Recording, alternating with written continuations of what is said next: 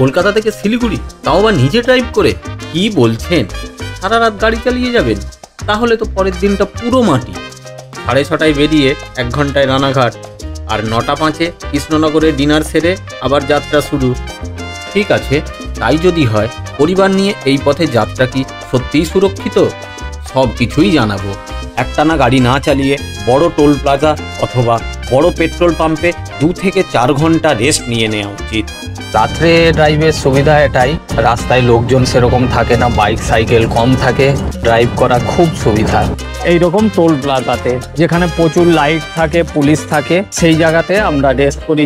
NH-12 এবং NH-27 ধরে Baharampur bypass, Malda bypass, Raiganj bypass, Dalkhola bypass, Kishanganj flyover, Islampur bypass হয়ে সময় লাগবে মাত্র 8 থেকে 9 ঘন্টা। চায়ে চুমুক দিতে দিতে জানাচ্ছি, রাতে এই পথ একদমই সেফ।